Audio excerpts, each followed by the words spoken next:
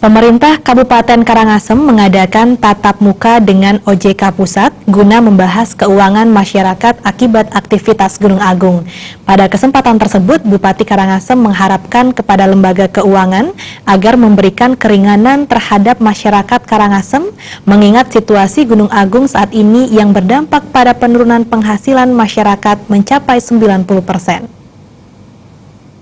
Aktivitas kebencanaan Gunung Agung saat ini memberikan dampak yang cukup besar bagi Kabupaten Karangasem.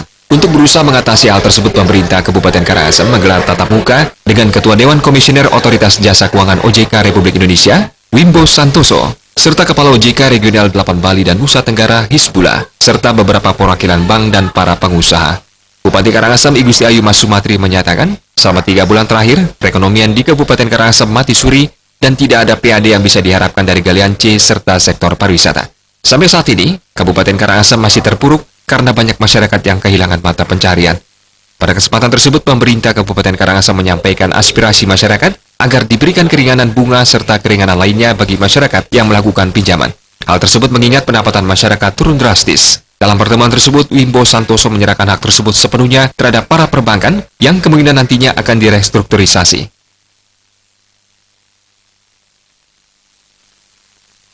Setidaknya pemerintah Kabupaten Karangasem sudah mempertemukan pengusaha, pelaku usaha dengan OJK dan juga dengan para perbankan di Bali maupun di Karangasem.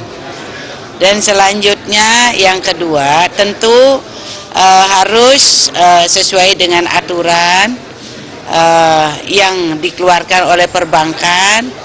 Tidak boleh melanggar aturan, dan kita harapkan semua pengusaha bisa tenang dan menunggu semua itu. Dan selanjutnya tentu kita